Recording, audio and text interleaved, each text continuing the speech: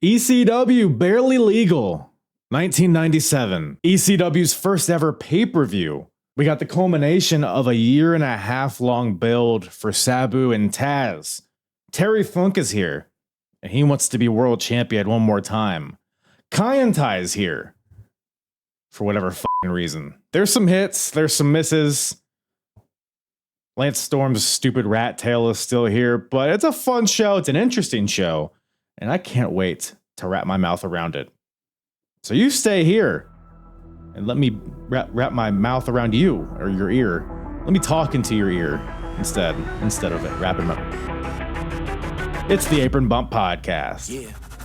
It's the hardest. Talk around and disregard it. Strip you off the ground, show you what hard is. Standing strong and proud, nothing can knock this. Let's get started. Yeah, back. Yeah. What's up, everybody? Howdy. Welcome to the Apron Bump Podcast. I, of course, am your host, the hardest part of the ring, Kyle. How's everybody's week going? We excited for the Rumble, gang? Rumble 2025, about to be all inside of us as of the time of recording. Don't worry, I'm of age, so it's okay. So it's not illegal. It might be barely legal, but okay. I couldn't figure out a way to segue into the show. But we're covering ECW, barely legal, 1997 today on the program. Like I said in the cold open there. Really interesting show. It's just a so I said this towards the end of this episode, but I'll say it now because I think it bears repeating.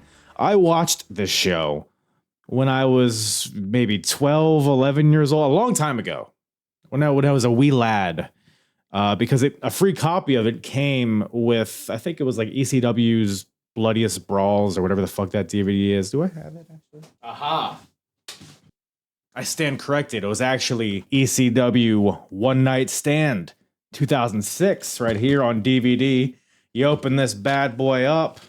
Of course, you got the One Night Stand DVD, but you flip this gimmick over. Bam. It's upside down.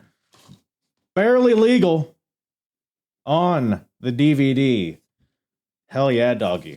Hell yeah, doggy. I did not watch the DVD version because it is riddled with fucking terribly dubbed music, but if I'm in a pinch, if the internet just shuts down on us, if Russia or China or Scotland invades us and takes away our internet, egg on their face. I still got barely legal 1997, or an edited version of it, I suppose. But point is, I watched it a long time ago. That might be my first ECW show that I ever watched. So I didn't really, I didn't enjoy it for one, but I just don't think I knew the magnitude of what this show was. And me sitting here in 2025, I've been like immersed in this ECW universe for like 4 or 5 years now.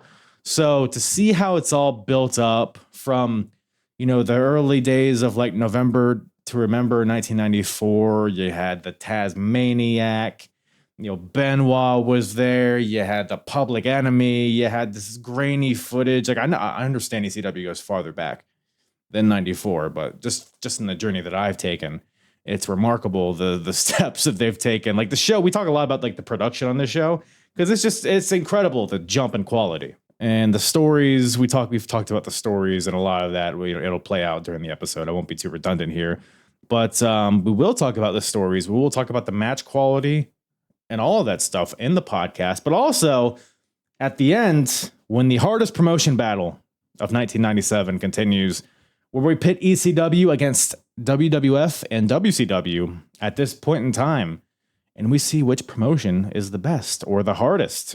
There's a whole scoring system. Like I said, we look at the matches, the in-ring, the out-of-ring, characters, the best ofs, the worst ofs, the overall pay-per-view quality. We get into it all, so stay tuned to the end of the episode and find out a little more about that. Whichever promotion has the most points at the end of 1997 will garner themselves a championship belt purchase from yours truly. As you can see, I have the Intercontinental title behind me because WWF was the hardest in 1996? Who will be hardest in 1997? Well, like I said, you'll have to stay tuned. And before we get into it, one last thing I got to do is give a big old juicy, voluptuous shout out to my lovely, lovely guests. Kyle and RN from the Smacked Raw podcast return to the show. Always a good time with those boys. They covered ECW with me not too long ago. But when we covered it together, they were hungry to get into this Barely Legal, because at the time it was building towards this show. It's all been building to this show for the past couple months or years in some cases. So they were eager to get on and talk about it, and I always loved having them on. So I brought them back on. It was a good old time talking Barely Legal. You can go check out the Smacked Raw podcast wherever you listen to podcasts, as well as Twitch, YouTube, all that stuff. They're on a bit of a hiatus as of this recording, but a lot of their stuff is very evergreen, so I strongly suggest you go check them out. They're really entertaining podcasts. I've been on a few times. It's a hoot. They get into all the major scuttlebutt and wrestling. They do different segments, and they're just fun guys to listen talk about wrestling. So go check them out. Follow them on all the social medias. I'll put all of their deals in the description below. And follow me at Apron Bump on all the social medias. You know what to do. Join the Discord as well. We got season 3 of the Predictions League kicking off in the Apron Bump Discord. So if you wanna have a chance at winning an Apron Bump apron, I strongly suggest you get on the board or you get on the train and choo. You know what I'm saying? All right, I've babbled enough. Let's get into this ECW. ECW. Barely Legal, 1997, with myself and Kyle and RN from the Smacked Raw podcast. I'm playing a video game with my wife called It Takes Two. It's a really silly. It's like a couch co-op game where you play a divorced couple, and there's this magical Mexican talking book who talks about reigniting the passion between you and your wife, and you do all these stupid games. It's fun though. It's a hilarious game. I can't do it. I'm going to start the episode. I'm going to start the episode with Mexican or whatever the fuck, and with no context. I'm going to confuse the entire audience. Thank you. Yeah. But well, we're doing hopefully great. That's legal. We're doing great. Hopefully that game sounds like it could be illegal, but thank God it's barely legal. Speaking of which, we got a little EC dub on our hands, ladies and gentlemen, or whatever. You guys got a chance to check out the show? Yes. I just finished watching it about 30 minutes ago. Nice. So it's still coursing through your veins. Yeah. The passion of Terry Funk, man. I got this one as like I told you guys in the chat, this was the first pay-per-view I bought with my own money. Really? Well, what made you shell out money to buy this pay-per-view?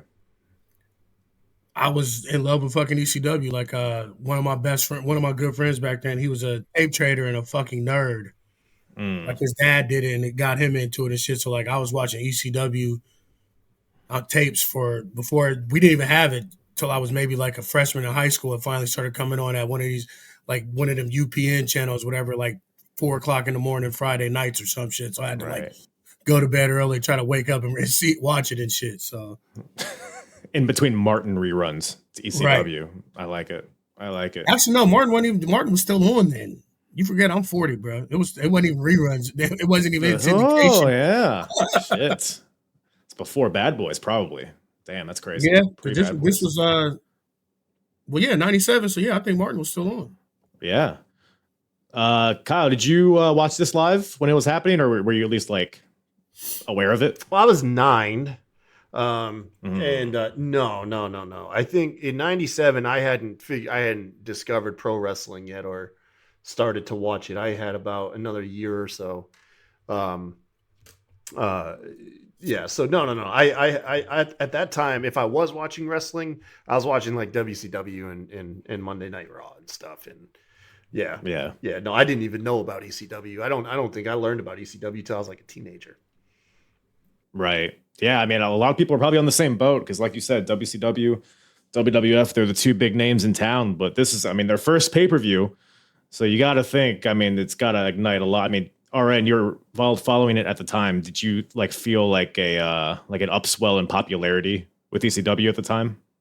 I mean, I honestly I couldn't tell you because I was only like 13 or 14, so like I didn't really know. I just knew You were just tuning in to see some tits and some blood. Yeah, I get it. Yeah, absolutely. Hell Like I said, I mean, you got to think being that age and seeing shit like that, and like back then they had everybody thinking it was real, so it was like I had to do it. Like I don't even think anybody watched with me. I think I just paid for them. I like cut some fucking grass for like a week or two and was like, I want to buy this fucking pay-per-view. Right. I think I'm almost positive I watched it by myself. Did it meet your expectations? I would say, yeah. I mean, I didn't really have any expectations back then because, like I said, I was watching it on tapes and it was already dark and shitty. Plus, it being on a VHS, that was probably recorded from another VHS. Yeah. So, like, it was just bright. So that was my biggest thing. Like, goddamn, I can actually see people's faces and shit. So, dude, that was like the one thing that was very striking to me, even because we covered Crossing the Line again a few months ago. And just visually and the audio was so different from that show. I mean, like you said, the lighting, you could see the crowd. The mat even was cleaner. It had the logo in the middle. The acoustics, which, I mean, the ring was super loud, which I kind of like. But I don't know, just in general, it all just felt way cleaner. Well, what did you guys notice that, like a big difference from the last show you guys watched? Well, actually, that's one of the headlining notes I took. I actually took notes for you, Kyle. Hope you appreciate it. And only half of them were generated by AI. But no. The audio was actually a big highlight. I liked it. Everything sounded punchy. It went well, I thought, with what I considered like a really fast, hard hitting style. A lot of the matches fucking seemed snug. Like those guys were being really, really snug with each other. But it was fun because I kept thinking about like AEW style in comparison, and it felt like these guys were hitting each other with bricks, whereas maybe in AEW they're not quite as stiff, but they're equally as fast. And I kind of mix that hard hitting with that loud mat, and everything had a impact. I liked it. I really liked it. Yeah. That was what I noticed too, especially like those first like 2 or 3 matches. Super fast paced. I mean, I will get into the specifics. Some of the story may have been lacking in some of them, but I mean, just the action was just so quick and snappy and like impactful. Everything felt, which I feel like nowadays people go for the more like pretty quote unquote moves, whereas this is like, how can I hurt you as fast as possible? Well, a lot of it with the storylines was because they were just on an hour show, they like piece shit together to fill out the time, like the 3-way match. I mean, like the 6-man tag and all that shit. Like, so that's why, from what I remember, like I remember most of this stuff. Like it all started coming back. Like most of the things didn't really have storylines because they knew they had the triple threat and then they had the Sabu and Taz, but everything else was kind of just like, we got to get some shit on here and fill up this fucking time. Yeah, for sure. And we'll definitely get into that. But I mean, this show opens up, huge ECW chants right away. You got Joey Styles in the middle of the ring. It's immediately, you kind of just feel like you're watching ECW. They set the vibe up pretty well right out the gate. He's talking to the crowd, and then the Dudleys interrupt, along with Joel Gertner. They get in the ring, and crowd's none too pleased with these folks. Specifically, Devon was getting a lot of heat. Devon got a lot of hate that night. Any thoughts as to why Devon specifically getting boos? Because remember, he was the heel first. Oh. Like, they blamed, like, the crowd was kind of like on him for turning Bubba Ray. Right. I forget we're in Philly, not North Dakota. So, yeah, that could be the reason. But, yeah, no, it makes sense. I mean, he poisoned Bubba's mind. And he was the talker for the most part. After Joe Gertner, like whenever they had their shit backstage, Bubba really hadn't like came into his own with the talk. Because remember, he's only a few months out from doing the stuttering and shit. So, but he's still like Alabama Bubba. Right. So it's funny when you hear his promos, he's like he forgets sometimes, so that New York comes out of him so naturally, and it's like such a clash. Good old Bubba. But yeah, Devon, he doesn't respond to the boos well. He calls everybody a bunch of inbreds. Et cetera. You know how that goes. Then it cuts to the intro package, and then back to the promo, which I thought was interesting. Yeah, isn't that like a unique presentation? Like right back. Right. That kind of threw me for a minute too. But it just made me nostalgic, you know. Yeah. I mean, I thought it was. I didn't mind it at all. Like I said, opening up with all the chants and the atmosphere of the crowd, I thought was the right call. Mm-hmm. But then the Eliminators come out, who were the Dudley's opponents here, and they give the total elimination to Sign Guy Dudley. Poor guy. And now we have a match. Yeah. Eliminators versus Dudley Boys. This kind of felt borderline like a squash to me. I don't know. What'd you guys think? Dude, Saturn's the fucking man. I forgot how much I loved Perry Saturn back in the day. Him and Cronus rule, dude. Oh, yeah. Yeah. The Eliminators definitely don't get enough credit for being the tag team that they were. Because a lot of times people forget, like ECW starting out, it was the Eliminators that was the top team. It wasn't Sabu and RVD. It wasn't the Dudleys. It was the Eliminators that they were pushing out the gate, kind of like, especially once they started getting more TV time. And as you can see, starting out here with this pay-per-view. Yeah, for sure. Also, speaking of that, another team that was hot in ECW was the Gangstas. And I'm kind of surprised they weren't featured at all on this show. I don't think they were really like popping off then like that. Yeah, I think I'm not even sure if they were a tag team yet. Were they? Oh, they were. Yeah, they've been champions and stuff, but maybe they're on the down slope at this point. I'm not really sure where it falls in the timeline, but. And a couple times New Jack got suspended or Mustafa got hurt too. It's always a possibility. You got to think it's something along those lines. Right.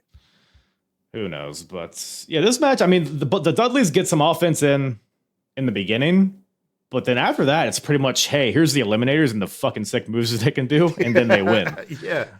Oh man. Oh, what the fuck is the scoring that they were talking about at the end?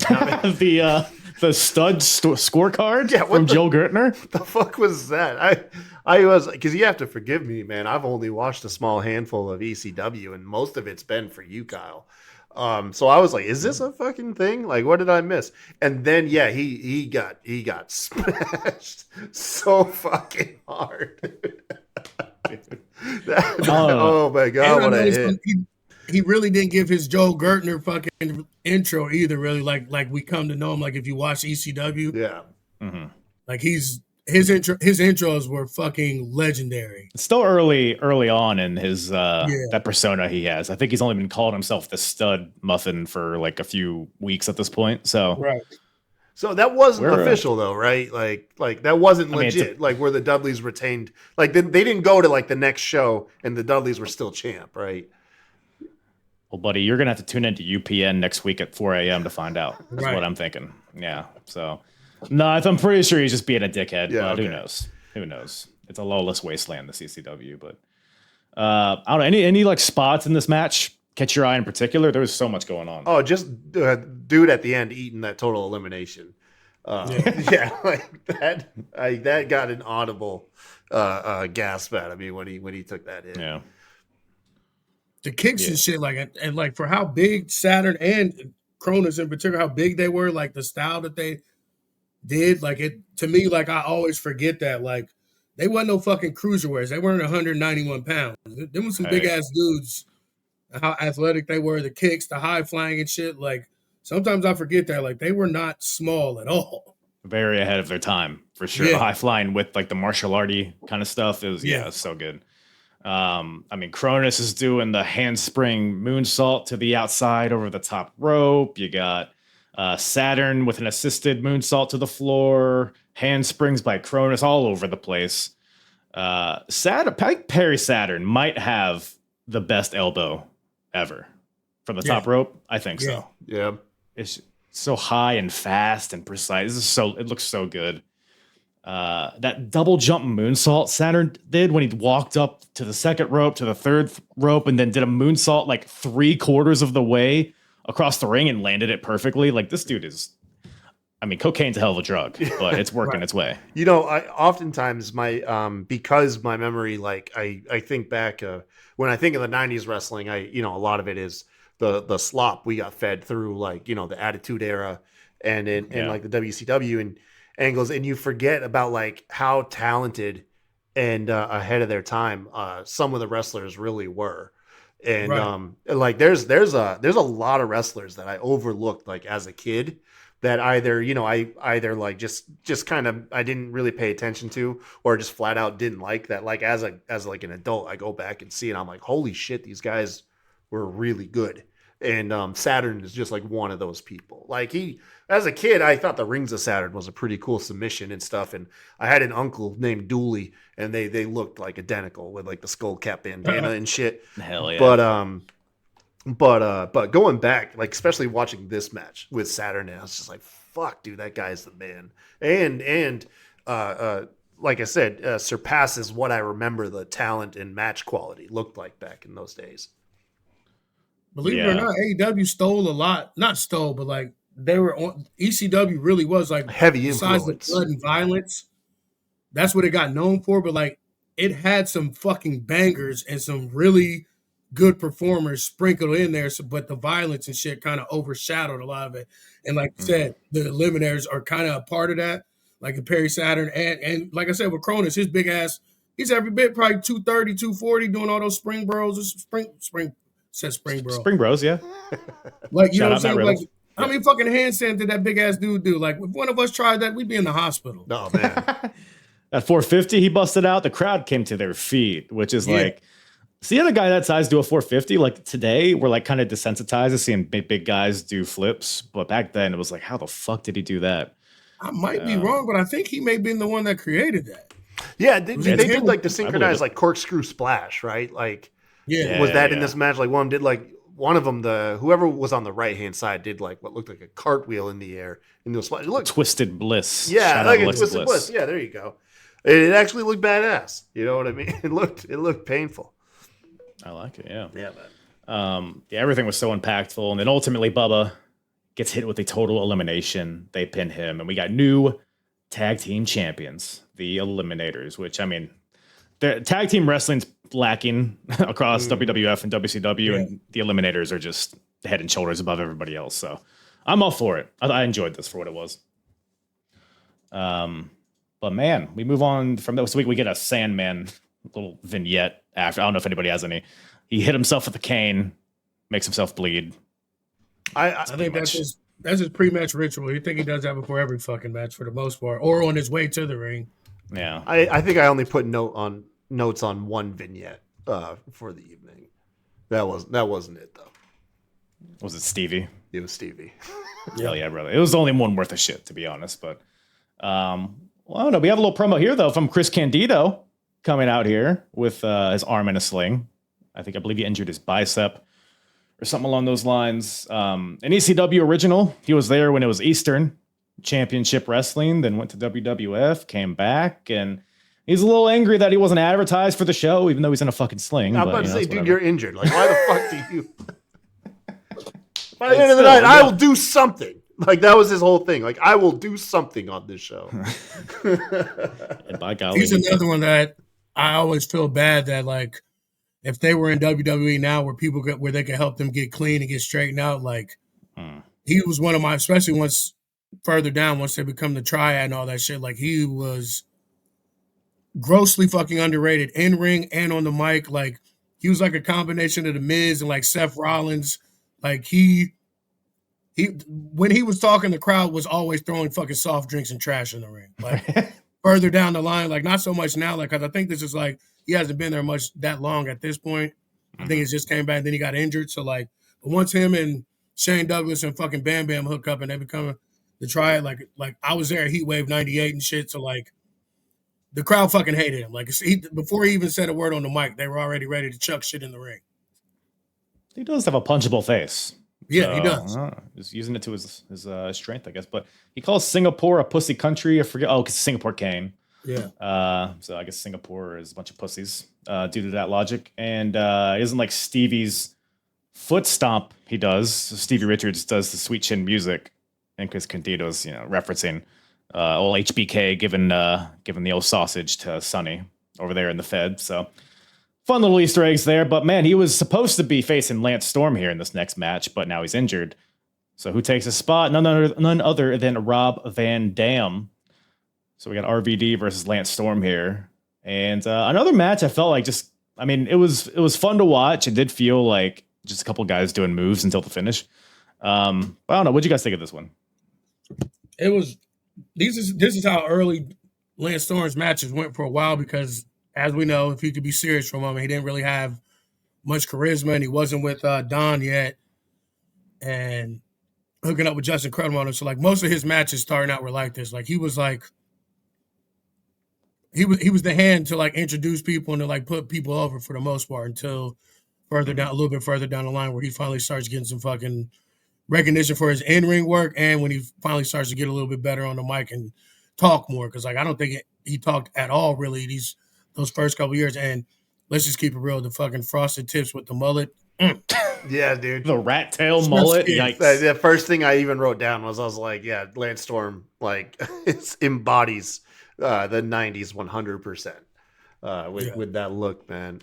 Lance is he's go ahead, Kyle. I was gonna say Lance is the man, though. I watched this. This is once again another guy that care less about as a kid, and then I'm watching the match, and I watch him run up and leap to the top rope, and I think he leaped off and did like a diving elbow or something like. Yeah. Mm-hmm. And like just that athleticism alone, that's the kind of shit you see. Like they make a big deal out of in any wrestling match nowadays, especially in WWE. If you're a guy that can go from the mat to the top rope and then come off the top rope clean, that's like nowadays that is hugely appreciated, to have like that level of dexterity. And then once again, another match where the guys were working pretty snug, like Lance would actually make it look impactful.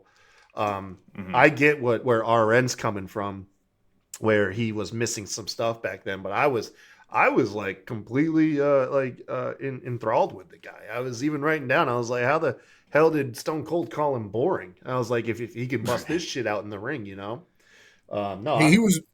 He's one of my top 10 favorite wrestlers. In my top 10 I did a few years ago. Like a little bit after this is when I really fell in love with him, because it was like when I was really like learning what wrestling was and what the type of style that I loved.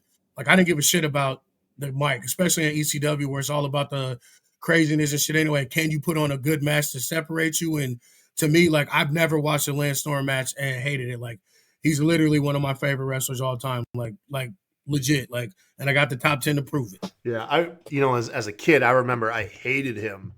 I just wanted him off my TV. He was part of Team Canada in WCW.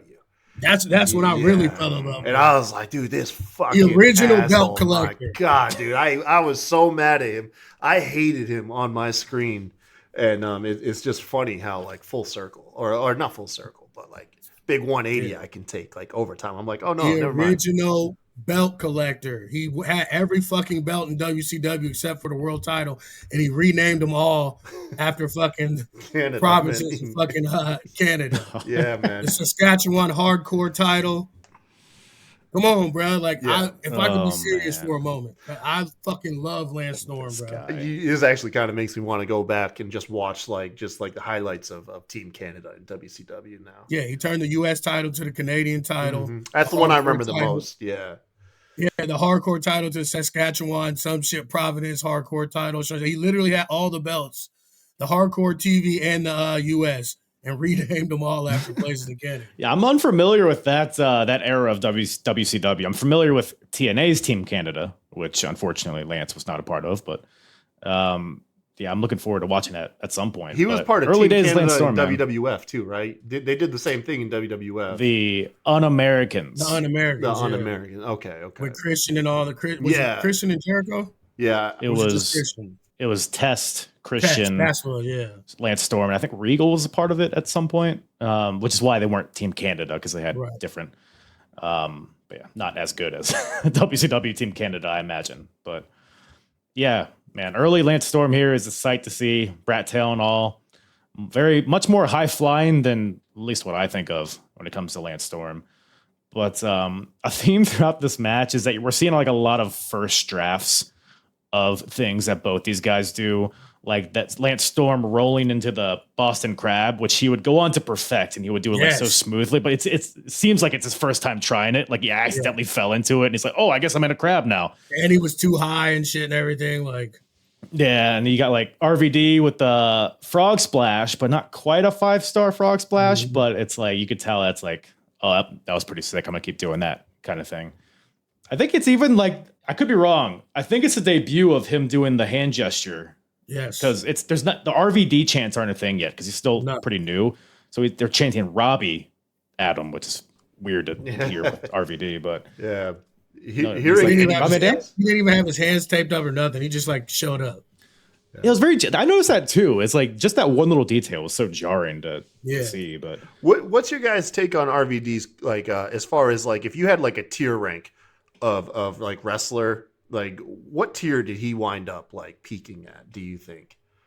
I'd say like C, and that's only because he went to WWF way later than he should have.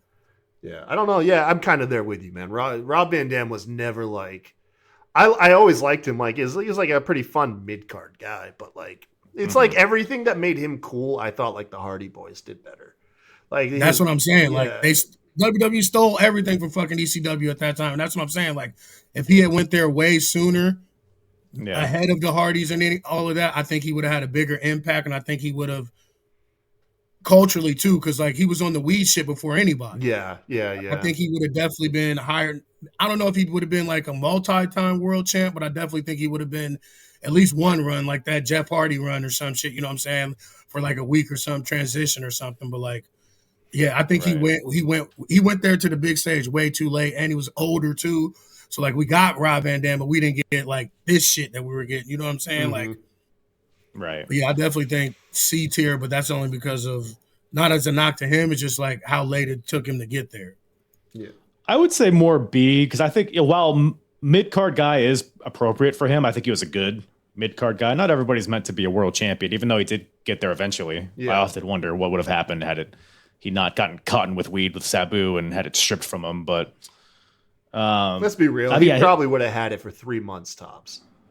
Yeah, it probably wouldn't have been super long. Yeah, I don't think it would have been much different. Kind of like how like a lot of people like picture like what Finn Balor's title reign would have been had he not been injured. Just like, let's be honest, he would have had it till the next time Brock Lesnar was available to work. You know, like. Yeah, I mean, RVD. I mean, in my opinion, he peaked in the Invasion because he came in. And I mean, it's just 1,000 guys in this alliance, but he rose above the top just based on how cool he was and how people resonated with him. His matches with Jeff Hardy were great, and he got a little run in the main event scene. But then after that, it quickly he kind of petered out and kind of. I want to say he was just going through the motions, but he definitely had like his formula. Yeah. A lot of it was he got arrested right in the midst of like him being at his hottest that summer, and that kind of like. Yeah, him and Sabu. Is that when that happened? I thought that was the 06 time he got, or was it both? It was both. God damn it, Sabu. No, I'm Team Taz. Fuck Sabu. And according to him, he clashed with like Triple H a lot, like behind the scenes, like in philosophy on like promos and stuff like that. Right. Like he's famously quoted like talking about like Triple H telling him like he needs to like scream and like yell in his promo, and RVD's like, you just don't get it. Like you don't get who he is. And yeah, so I mean, a lot of that might play into it. I bet he would have been better off. He seems like a guy that was like a once again ahead of his time. Like he feels like he would he would blend right, like probably thrive in today's climate, like in his prime, especially like Orense, like with the weed stuff, with that being allowed to be on the forefront and everything. Yeah, like he would definitely thrive. RVD got suspended, so Matt Riddle could crawl, man. I was gonna say because even if looking at today's climate, I can see RVD being treated like Matt Riddle, where they make him a caricature of like a weed guy, which they kind of did with RVD too. Like they didn't really let him talk in WWE, whereas here, like it's this is probably a bad example because it's still early RVD, but he's on the mic and he's talking shit at the crowd. Like you wouldn't recognize this guy from the guy he was in WWE. Like I thought he was getting good heat. Crowd didn't like him. It was like he was effective with his words. And I think that was a lot of too why he didn't really succeed, because they didn't like his style. Like you couldn't tell him.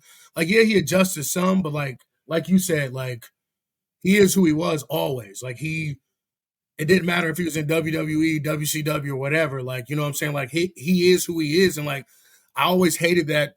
And like it's like in the NFL too, where you draft a player and try and turn him into something that he he wasn't for why you drafted him in the fucking begin with. And like, and WWE did that, specifically Vince did that a lot. Like you signed him because of how popular he was and what he did. And then you tried to turn him into something else. And then was like, why didn't this work?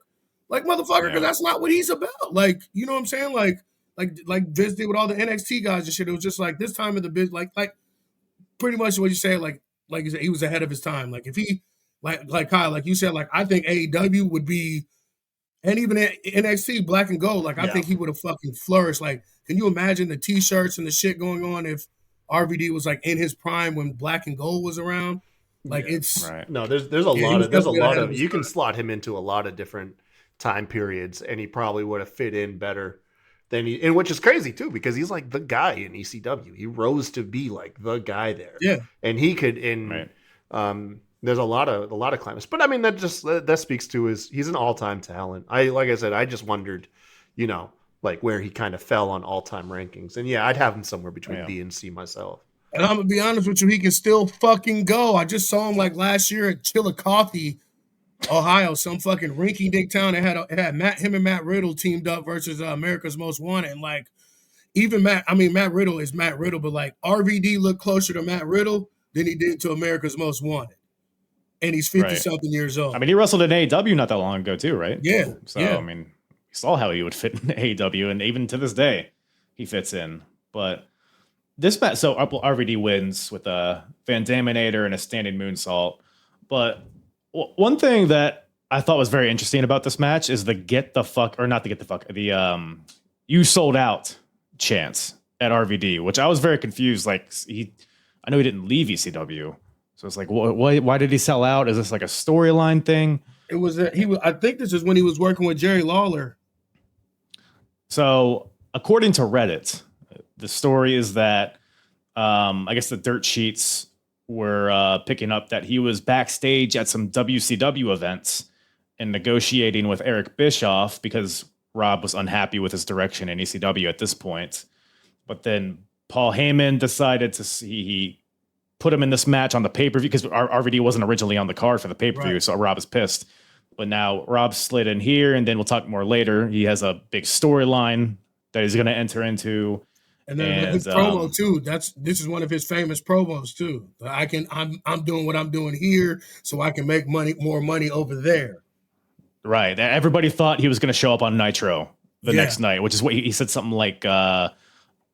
Tune in tomorrow night or something like that, and everybody thought he was going to show up on Nitro, but I think he ended up showing up on Raw the next night, maybe.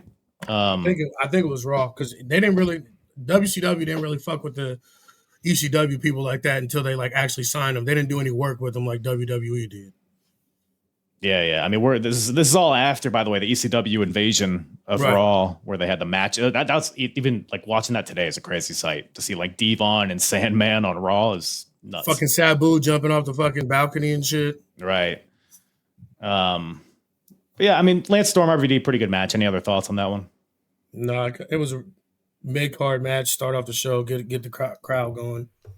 Like I said, I think it helps set a good tone. Like I said, for the style and the acoustics, like you said, like it was it helped build a good pace for the show. It made me eager because sometimes when I go back and watch like the older shows, like I kind of go in like, oh man, I'm probably gonna be like turned off or bored, and then like this one was like wrapping me. I was like, oh okay, no, I think we're in for a good ride today, you know. And I'll be honest with you, Kyle, you need to go back and watch some more ECW because, especially you being an AEW fan, like their shit was nothing like those older WCW and WWE matches. Like first with the Luchadors, these two guys, like, and they just get progressively better. Like if you went back and watched some more of the ECW shit, like I think you'd. Oh no, I wholeheartedly believe it. A lot of the guys I like and the styles. I mean, I'm trust me, I'm got a lot of great notes on it. Yeah, I never. It was I forget. It just sometimes. I just kind of go in like a curmudgeon. I'm just like, oh man, I got to do this, and then I'm like, oh shit, this is actually pretty awesome. And it's kind of like sometimes I forget that I'm like the only fucking nerd that started watching wrestling when he's 5 and never stopped. Yeah, man, I think so. I mean, I did. I'm just, you guys are older gentlemen, so I was 4 years old in 1999, so or whatever, 97. Okay. But man, let's inject the show with a little Asian persuasion, shall we? We got a 6-man tag team match on our hands. Speaking of luchadors, we got a team of, I'm gonna fucking butcher these names, Gran Hamada, Masato Yakashiji, and the Great Sasuke versus Dick Togo, Taka Michinoku, and Terry Boy. Cage Match has them referenced as Kaientai DX, which I didn't know they were Kaientai before. Yeah. Yeah. They all shaved their heads. I mean, hell yeah, man. Choppy pee-pee. Good seeing these guys on this show. It like in the context of like I was watching this show, like this is the third match of the card, and it's like, okay, another like fast-paced, high-flying match, which like doesn't take away from how impressive this match was. I thought the pacing of the card, like the order of matches was a little weird to me, but that's nitpicky, I guess. But and like I said, that goes back to what I said to Paul trying to fill fucking time on this. Right. Yeah. Yeah, I suppose so. I will say, out of all the matches, this one like stuck out a little bit more than the other ones. But I mean, I get the whole reason, like why you want to have it. Like you're showing off the variety in the roster you have. Right. Yeah. But yeah, this one was probably like the one that stuck out the most to me. I just wrote down on it, indeed. Is just what I remember. Yeah. This is another one too. Like we forget, like when we think of cruiserweights and like the luchadors, we forget how big those motherfuckers really were, bro. Like them dudes were like 5'11", 5'8", 5'9", fucking 230, 240 and shit, doing corkscrew planches. Oh, and shit. Dick Togo's built like a brick shithouse. Yeah, man. Yeah. He's still going at it today too. It's Dick Togo. We always have this thing in our head about cruiserweights and shit and everything, but like them motherfucking luchadors, them motherfuckers are big as fuck. There were some hefty boys, yeah. It's because they were still coming off of like the steroids age, so it's like, oh, I'm small, but at least I could fucking pack all this fucking meat on this tiny frame, and some beefy boys. Yeah, love a meat packer. Yeah, it was like we said earlier, like it's not just like the acrobatics of it. It's so fast, like so snappy and explosive. Everything was. It was especially like Taka Michinoku. I've always loved. Yeah, I wish that's another guy that if he came around a few years later, I mean, he would have been maybe not a huge deal, but maybe a bigger deal than he was in WWF. Yeah. I remember liking him when I was a kid too. But then I thought Funaki, and I don't know why I did, but I liked Kaientai when I was a kid. Nothing like crazy, but I just remember thinking more of a Funaki guy. No, like I thought Taka looked cool as shit. I just remember that about like Taka. Like I just thought he had like a really cool look to him. And then Funaki, they just it was the low hanging fruit with the delayed audio over just saying indeed. People loved it, man. Yeah, man. And the funny part is he speaks English better than all of them. Yeah, I bet. I'm being dead. I met him before. I met him in like 2004, 2005 at SmackDown or some shit. Literally, he spoke better English than half the Mexican wrestlers at the time, and more better than the Jap. What's the motherfucker that did the Green Mist? I always forget his name. Tajiri. Oh yeah, Tajiri. Yeah. Yeah, he spoke better English than all of it. It was fucking crazy. I was like, are you kidding me? Look, you don't become SmackDown's #1 announcer without knowing English. So it's kind of right there for you. But I don't know if any spots in particular caught your eye in this one, but it was just like nonstop. This match is pretty long too, maybe like 15 minutes at least, and it was just action nonstop. It was like impossible to take notes. So I just no, that's kind of like just what I thought. It's just this is like a high pace like 6-man tag, kind of reminded me of like what you get in like AEW and stuff like that. But and they had a working relationship with the federation that they came. Like they would kind of send their young boys over the ECW and shit or whatever. So that's what some of it was, and that's how you got the Japanese BWO, right? Which the international contingent of the BWO I liked. Yeah, I liked it. I watched the match. My kids watched the pay-per-view with me. And they got a kick out of BWO. They're like, Dad, why does he say BWO on his shirt? And I was like, I'll tell you someday. It's a whole thing. Yeah, it's a long story, man. Well, the BWO loses on this occasion. He did too. Sasuke hits a power bomb and then a tiger suplex to Taka, and that team gets the win. They continue to fight after the bell. So it's just kind of a lucha Japanese showcase here, which I'm all about it. Yeah, it was a solid C match. It was a solid 3. It was a solid, you know what I mean? Yeah. But I like that they started just fighting after the match was over. The guy got up and just kept fighting afterwards. I know, that's what I was like, and you know how ECW was. I was like, is this a work or a shoot? Like, are these motherfuckers like really mad? Do they know the match is over? Or just fighting again? Okay. Yeah, they like it's like they restarted. Like they literally stood across from each other after the loss, and they're like, "Fuck it, let's pop off." Like 2 out of 3 falls, yeah. Or like on semi-pro, like, all right, cameras are off. Fuck, let's fight. You know what I'm saying? Like, did they forget what was going on? Oh man, gotta love it. Maybe there's like a story there. Maybe there's a feud there that we're just not aware of. I'll have to dig into it, and I'll let you guys know. Yeah, that match, whatever it was, that match didn't settle anything. No, they'll be back. And well, from the Japan and BWO, we have the BWO. We got Stevie Richards backstage cutting a promo, and I would agree, Kyle. This is probably between Stevie, Terry Funk, and Sandman, who are going to be facing each other later. This was by far the best one. I thought. You know what the thing is, and I said this on your last show, man. I cannot force myself to like Stevie Richards. I don't know what it is about that guy. I fucking no. Is it his YouTube channel? I think it is, man. It's in the notes. That'll do it. Yeah, man. I just never liked him because it always felt like he was like forced into shit. I don't know. Like I just didn't get it. I was like, okay, you're a dude who has like nice long hair. I never got Stevie Richards. And then not to mention, too, like, how did they expect us to take him serious with the BWO shit? You know what I'm saying? Like, that's like, even as a kid, I'm like, what the fuck's this guy's deal? Like what's going on? I have a hard time. Like, I get like, this is going to come out really wrong. But, I also like have a hard time, like liking certain wrestlers. This isn't something that guarantees I won't like a guy. It's because he's white. But I have a harder no. He's like, but I have a harder time getting into you if I'm convinced I could kick the shit out of you, you know. And even as a kid, I was like, I could probably take that guy. You know, it's just, I don't know. And the thing I hate about this program, like this wasn't BWO Stevie. This was like Flock Stevie. Like with the hair all in his face and shit, and like talking all lows and shit, sound like Raven almost. I'm like, well, it's serious business here, all right. We're on pay-per-view, you know. BWO is fine. I get it, but it was like he wasn't Big Stevie Cool, you know what I'm saying? He was more like when he was with Raven, you know what I'm saying? Like hair in his face, everything. Like even Blue Meanie's part of this. He was like, all right, I'm Blue Meanie. Let's get out there. Another thing too, like how are we supposed to take you serious where you did that serious ass promo and then Blue Meanie comes over your shoulder like it's time? Like what? Thomas Rodman's ready. Yeah, it's things like this is why Paul needs reined in, because it for what it was good, but then you ruin it by having this motherfucker with look like a fat raccoon come in behind him and try to come get him with a fat raccoon with a halter top on. Like, oh man. Yeah.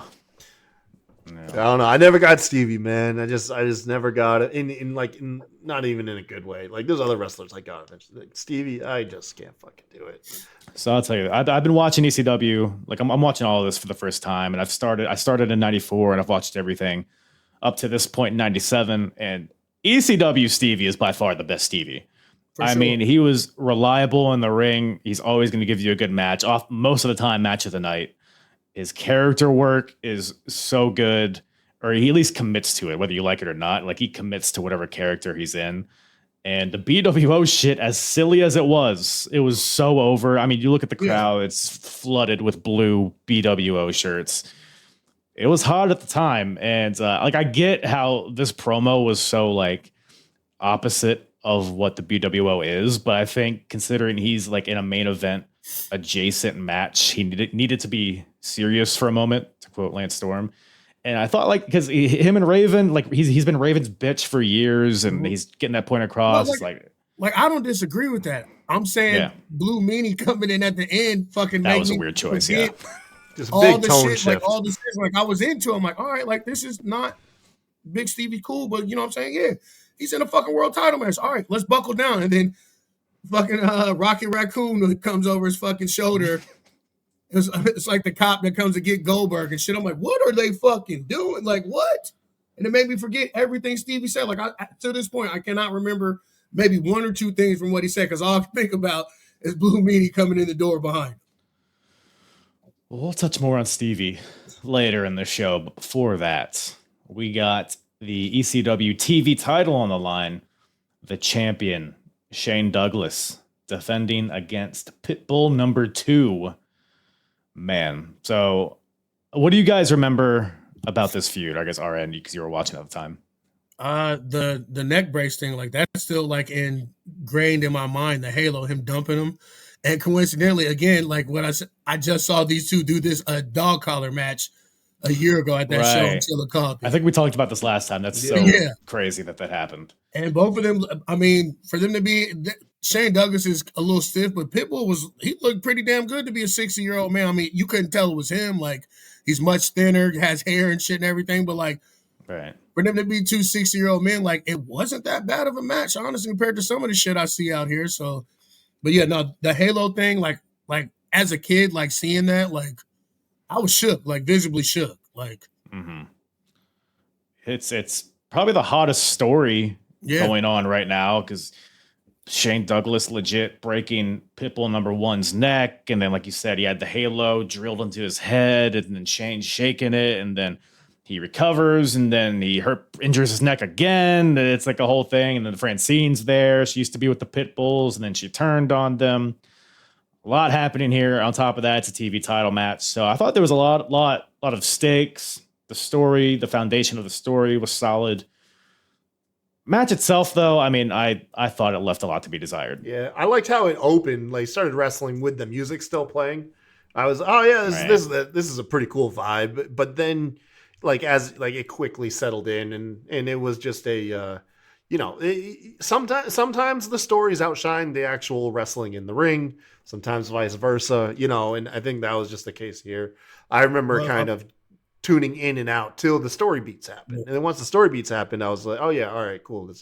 I'm in again. A lot of it is too is that these dudes were not singles wrestlers. Like it was basically like 2 Rybacks on the team, and then when the other one got injured, he had to do single work, and as you can tell, like Pitbull 2 was kind of sick for a second though. Like he was almost like a Goldberg-esque kind of character where he was like chaotic and his matches were like really fast paced and he killed people. He was stiff, he was clunky, but it was like in a good way. But this match felt like this is like 2003 Goldberg where he's trying to wrestle 20-minute matches when he's just not. That's what I was going to say. Like it's not the same when you're wrestling a fucking technician like Shane Douglas, and he's not going to let you get too far up on him or make him look too bad. So he went out of his way to stop any momentum that made him look good. You know what I'm saying? Until the smozzy shit happened. Like, and again, at the time, he was basically the number one guy there, or at least building towards it too. So like they couldn't really do much to make him look bad because he's working his way up to being the guy. So, and like I said, he's a mat technician going against Ryback. So like,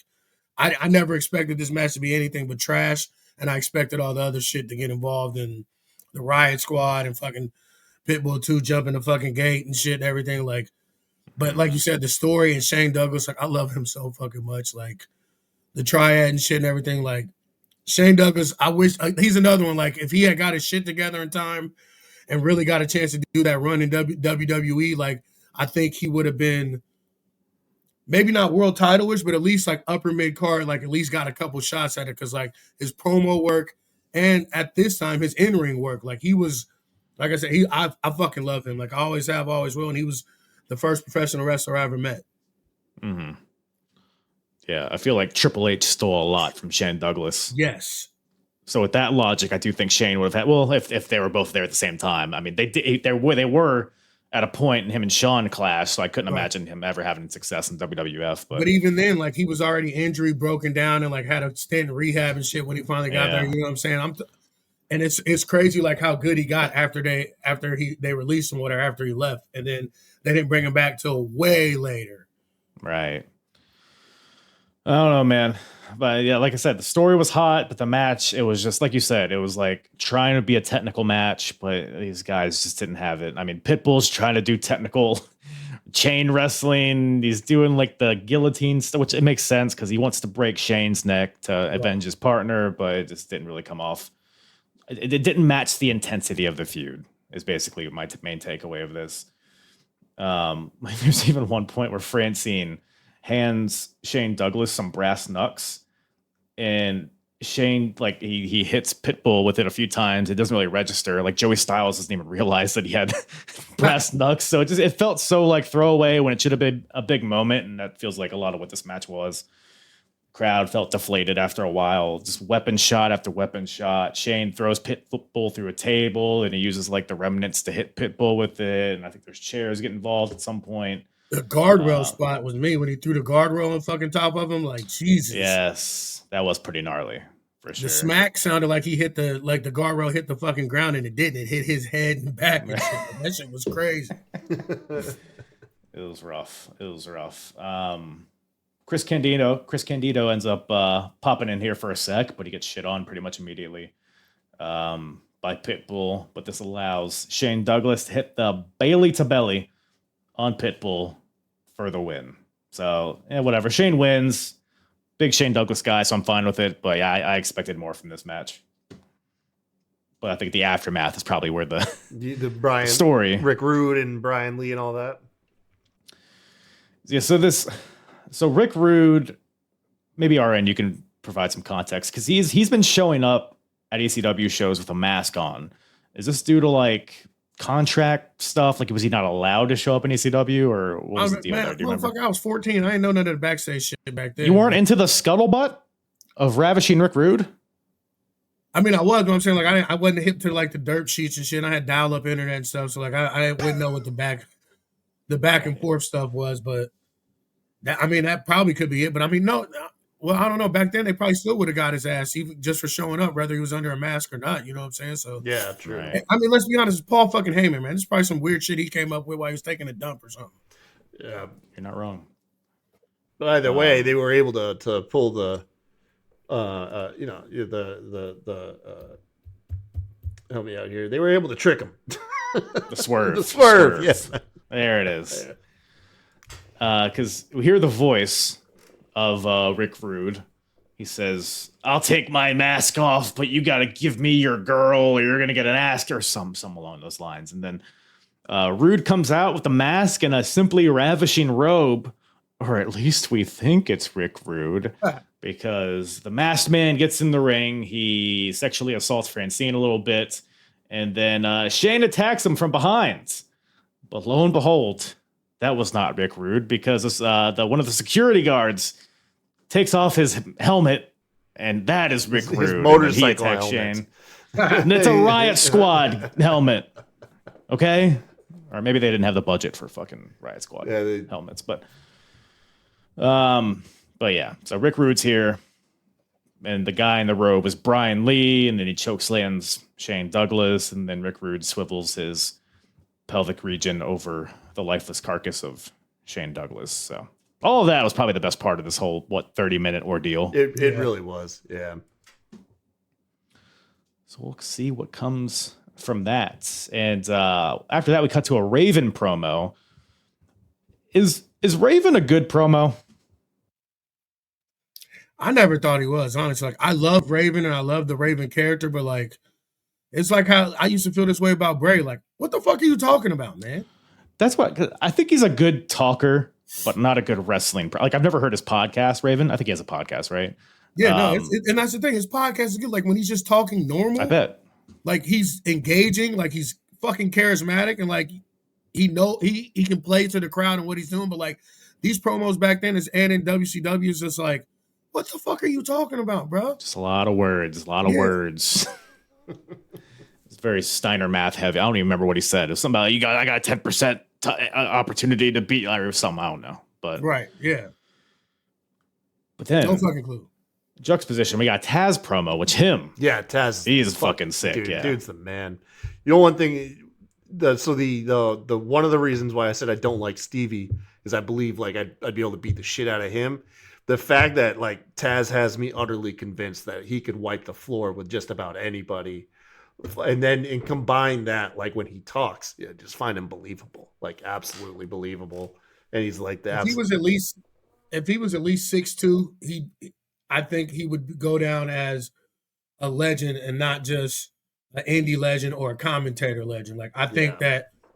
And again, this is another thing too. They finally signed these guys that were fucking amazing, but it's too late. And then you bring them in a fucking cut off fucking jean shirt and fucking some fucking Junkos and shit. Like what the fuck are you doing? Like Taz's whole thing was the singlet and being a fighter, which at the time they were looking for that real fighter vibe. They were trying everybody to do it. You had a dude that could do it, and you brought him in like a fucking biker or some shit, like without a bike. Like it Mechanic was like, Taz? Yeah, I wasn't just too short, man. Too short. It's too short. That's all it comes down to. It's really unfortunate. I agree. But in watching these, I obviously watched this promo, and there's the WWE Vault YouTube channel put out a great it chronicled the feud between Sabu and Taz. Yeah. So you see all the segments and all the promos back and forth or whatever. It's mostly just Taz talking. But in watching that, I'm kind of wondering if Taz maybe just wants to fuck Sabu because it's talking about he can taste him, how he gets goosebumps thinking about him, and when he's gonna bust something out. It's a little sexual, but I think I like it. You need some of that in your wrestling program, I think. But that brings us to Sabu versus Taz. Yeah, man. A match that, a year and a half of builds and all culminates to here. This struck me as something that I feel like they had another gear to it. I don't know if they have rematches down the line or whatever. I thought I enjoyed it for what it was, but I don't know. What'd you guys think about it? Dude, I could watch Taz dump people on their head all fucking day. Whew. Yeah. And Sabu is a great guy to take it. Yeah. So the fact that he does, I think Taz, he's one of the better people who can blend, especially given that MMA is pretty much unheard of in '97.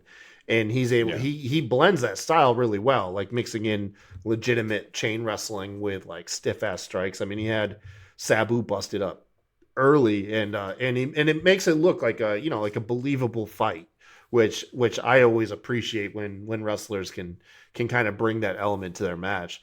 The only thing about me with Taz first is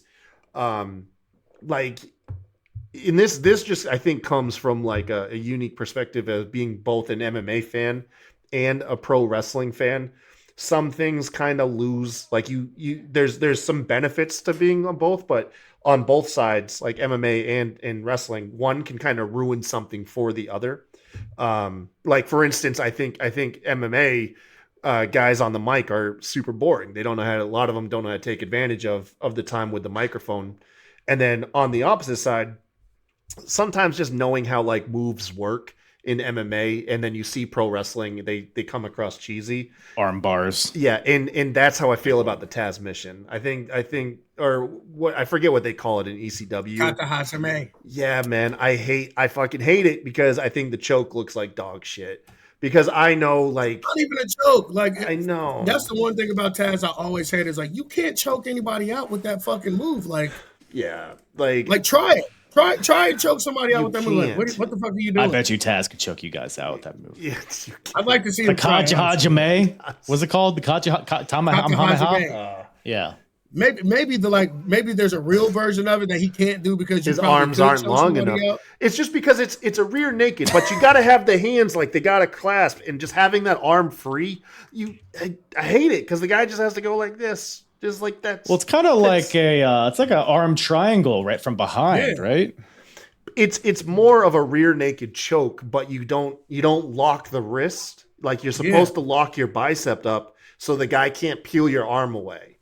And unfortunately, it's just like I said, if all I ever watched was pro wrestling, I would probably be okay with that move. But just knowing that's the easiest thing to get out of, man, because your arms aren't clasped. I'm not an MMA fan like that. I watch it just big shit. And even as a kid, I'm like, bro, how do you choke somebody out with that? I put it on all my friends and family members. Very difficult to choke out a guy with one arm, man. I'm telling you. Yeah. It doesn't seem, choking out is one thing. Because it's like a half, it's half a full Nelson, half a rear naked choke, but they're all they're both like half-assed. Exactly. Kinda.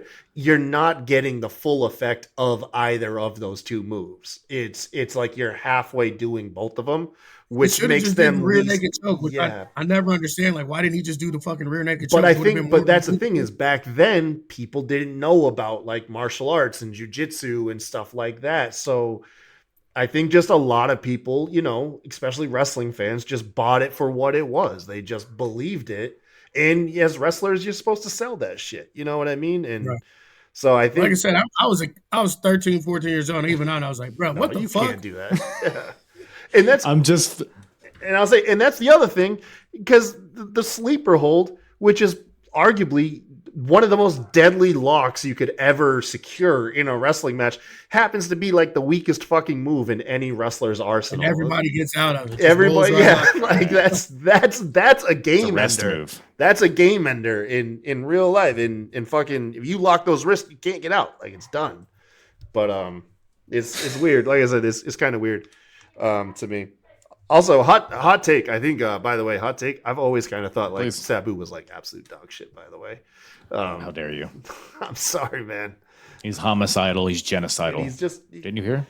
He just fucking botches everything and hurts himself. He just bleeds a lot. And back then, if you bled a lot and you did some like crazy car crash shit, people loved you. Like you were the fucking man. But to me, I'm like, man, I don't know. You're like a slightly more athletic, like. Mankind, but at least Mankind had a cool character. That's what his appeal was. Like, honestly, that's what it was. He was a more athletic Cactus Jack. Yeah. So in watching the ECW like for the first time, like I'm finding that Sabu is not quite as botchy as I thought he would be. He did botch in this match a few times, some crucial spots, but I like Sabu. He's not like, Mount Rushmore guy for me or anything, but I enjoy the Sabu. But I like his feud with Taz. I think they have really good like chemistry with each other. But to be fair, that match could have literally just been Taz dumping him on his head like the whole time, and I would have enjoyed it, like just because of that. Well, it's crazy because nobody sold Taz a suplex like Sabu did. Yeah, I don't know if it's more so him really dumping him on his fucking head, but like nobody sold those. Even the like over the head belly to belly he did like into the crowd and shit. Like. Mm-hmm. Nobody made those suplexes look better than fucking Sabu. I don't know if Sabu had to do any selling. I think Taz was dropping the poor boy on his head. He fucking just knew how to do it, man. It was nuts. But this feud is so interesting because like most of the feud is them just avoiding each other. Like it's it's like over a year before they even come face to face because Sabu left and then Taz. Like once Sabu came back. Didn't Taz get injured or something, I thought? Taz, he got some shoulder surgery or something. That's what I thought, it was shoulder or arm or something. I knew it was one of the above. Right. So he couldn't wrestle for a while, but a lot of this is just like Taz would come out, he'd beat some schmuck, choke him out, and then he'd call out Sabu, and then Sabu wouldn't answer. And then come to find out, this is all due to they had an agreement, like those two and Paul Heyman, that they wouldn't get involved with each other. They would stay separated, but then Taz went against his word, and then Taz is like, no, you went against your word by bringing Sabu back. So this whole feud was like them being like on different planes, and then once they finally collided, like this is the first time they've actually come to blows within that entire time. So a lot of intensity built up, and like I said, a lot of the MMA stuff in this match from Taz was really sick. I mean, just even the forearms. I think he busted Sabu's nose like right away with something like a forearm or something. I don't even know what it was. I could see the moment, like when Sabu rolled out, he had some blood. He came back, ate a little bit more, and then I could see the moment Taz was following him. And Sabu, I don't know if Sabu says something or Taz just realizes it. But like, there's a moment of like, oh, he needs a fucking minute. Like, he needs a minute, and you can see this moment where Taz like says, "Fuck it." He turns around, taunts the crowd, or poses for the crowd, and they cheer. But I was like, yeah, that's a legit moment. Like that wasn't them trying to get the crowd into it. It's like Sabu needed a second to get his shit together. Right. And then once he got his shit together, they're back in the ring, getting dropped on his head by T-bone suplexes and headlock suplexes. Sabu counters a T-bone with one of his own, so he's doing the Taz moves against him, even locks in the Tazmission at some point, but Taz knows how to counter it, counters it with a backdrop driver, and then chokes out Sabu, which is almost like kind of an abrupt finish, but I think it works in the context of what this is, because like MMA finishes come out of nowhere. Yeah.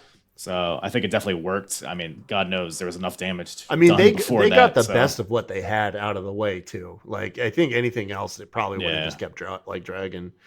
Kudos to them selling that Sabu, like when he wakes up, actually kind of like halfway selling that, like legit what some people go through when they get choked out and they wake up. They some people really do get up, start running around and like, where the fuck am I? He was still fighting. Yeah. It, thought that was really good. Because you see it nowadays and dudes just like they just like slowly just like wake up. They're like, oh, hi. Right. You know, but no, like that jolt of like panic and adrenaline after you come to, like that's legit. Like I've seen people get choked out and come back. It was on par. So I love that. I love that little detail. And I thought that was pretty cool. Right. Yeah. Just great chemistry. I mean, they're just, yin and yang between these two. It works so well. Yeah. And after the match, we're not done here. Taz grabs the mic. And like you said, Sabu's still like rolling around, running around, still thinks the match is going. And Taz is like, nah, I choked you out, brother. And but Taz is like, hey, you gave me the fight of my life, and I respect you. If you ever want a rematch, just let me know. And then Taz extends his hand. Sabu shakes it. I like that he was getting heckled by the crowd because I'm not trying to be corny. And everyone's like, you're fucking corny. He just tries to shrug it off, but he's so pissed. Shut the fuck up, show some respect. No, I think he got shook a little bit. Like the first heckle, he played off good. But I think the second heckle made him miss a beat for a second there. He was like, he wanted to go back at the guy, but he's like, nah, I got a thing to do here. Yeah. But they shake hands and they hug, which is a crazy visual given how intense the feud was. But it's at this point, RVD's back and he nails Taz from behind as they're hugging and shaking in the middle of the ring. Because RVD and Sabu had been tag team partners, and RVD and Taz had a few matches recently as well. So Sabu and RVD start bickering because Sabu is like, I respect this guy. We're cool. Or are they? Because Taz goes to suplex RVD, but then Sabu clocks Taz, and now Sabu and RVD double team Taz. So they beat him up after the match. I mean, gee whiz, dude. He ate so many leg drops in succession. Like in such quick succession, dude. Yeah, I didn't remember that this is when Bill Alfonso turned on Taz. Like, I didn't remember that till I was watching it. Right. Yeah, I didn't know that this is when that happened either. But yeah, Fonzie's in there. He has a Team Taz shirt, and then he rips it off, or he takes it off. He didn't rip it off. He's Fonzie. He takes off the shirt and unveils a Sabu shirt, which the way he did it was kind of anticlimactic because he wasn't even facing the hard camera, and it was like, oh, what's that shirt? Oh, it's a Sabu shirt. But yeah, Bill Alfonso is now with RVD and Sabu, and kind of confused as to why. Like, Taz just won the match. Like, why is now the time Fonzie's going to turn on him? He said, you made me lose so much money. He's like, wait, did you not bet on Taz? Like, your guy? Like, what do you mean? He's like fucking undefeated. Why are you not betting on him? Yeah. That was a weird little moment, but I guess it worked out. And a lot of people don't realize that he was with Taz first. Yeah, for sure. And because he would go on, I think most people associate him with RVD more than anything. Yeah. And RVD grabs the mic again, and he's like, I love my new family, and I love to work Mondays. So I guess he's implying that they're going to show up on Raw or Nitro or some shit, which is funny. But yeah, man, good little post-match angle there. So we had a good match, good angle to carry us forward. So I thought this was a rootin' tootin' success. I thought. It was like, I think after this match or before it, I noticed that like they cut with a lot of like metal music and rock music, and then the smash cuts. And I remember like thinking to myself, I was like, this is such a like an encapsulated vibe. And I remember thinking to myself, like, the only other show that I thought carried a similar vibe oddly enough, was Beavis and Butthead back in the 90s. Because they would be smashing, they would go through like music videos, like from one video to another, and it felt chaotic and stuff. And I was like, yeah, they really like captured that MTV like culture vibe. I'm be honest, as a black kid from the city, like most of these guys' theme songs, like I didn't know they were real bands until I was an adult. Yeah. Metallica. Yeah. Pantera. He wasn't using Pantera at this point, but yeah, it's a good way to. It's a good gateway into that music, I guess. Nothing else. After that, so we cut to Joey Styles, who's up there doing commentary, of course. He introduces Tommy Dreamer to be the guest commentator for this main event, or I guess double main event. And Beulah's with Tommy. So we introduced Tommy. He's going to be the commentator for this big time match. World titles on the line. And the crowd's just, show your tits, which is like a fucking theme. Francine was getting it too. They were a bunch of dirt balls in 97, man. And I don't even think Beulah showed anything. I know Francine did once, I think, but like I don't think Beulah ever really like did any like sexy shit. Like she was pretty like reserved, like, you know what I'm saying? Like besides she was. Yeah, like so like I get the Francine part because she always would rip off and show her bra and shit and everything, but like Beulah was pretty fucking like straight laced. Like I don't think she ever did next any door like, type of girl, yeah. Well, that brings us to the ECW. So it's a number one contenders match for the ECW world title. They'll face the champion Raven in the next match, which I think is a bit unfair, but we got a 3-way dance. Sandman versus Terry Funk versus Big Stevie Cool. Of course, Stevie Richards. And the BWO is accompanied by 7-Eleven, Hollywood Nova, the Blue Meanie, and Thomas Rodman. So they've added Dennis Rodman to the BWO, which is fucking hilarious. I think this match was the most like quote unquote ECW match of the card. What do you guys think about it? Yeah, it was. And Terry Funk, bro, like I can't believe like how long he was doing it, how good he was doing it and everything like that. And like even at this point, he was 50 something years old, I'm pretty sure. So it was like 53. It's fucking nuts, man. Yeah. Like literally nuts. Mm-hmm. Yeah. He's still got a lot to give, yeah. Well, that's one of the things that's mainly remembered. A lot of people like recall to in this pay-per-view is Terry Funk's performance and like the crowning achievement of him and everything. Right. Yeah, because he wants one more world title run. And that's what he's here. And then we got Stevie's, we got his motivations earlier in that promo. And Sandman's here just to have a good time, I guess. Drink beer, hit himself with a cane. Classic Sandman. Yep. Man, where do we even begin here? So Tommy's here on commentary because he gave up his spot to Terry Funk. I don't know if Tommy's injured at this point. I think it's really weird that he's not on the card. I think this is when he had like either his first or second back surgery. Oh, that would make sense. Because at this point, Tommy Dreamer is like the guy in ECW. He's like the mascot of it. So we have a 3-way here, and 3-ways are still like pretty new in wrestling, at least at this stage. So it's interesting watching guys like try to maneuver, like try to figure out how to do it. Like they're doing like a 3-way headlock in the beginning, right? Or like 2 guys will be chain wrestling, and then the third guy will just kick them for no reason. So it was a little clunky at some points, but I think it worked given who's involved here. I don't know. Any parts of this match stick out to you guys? Not really. I mean, it was a standard fucking ECW debacle, but like it was way better than I remembered it being, honestly. Right. Yeah, I mean, it was got a Terry Funk moonsault off a ladder, which is fucking nuts. Damn near killed himself. Yeah, I think he missed Stevie, but I don't think anybody cared. Right.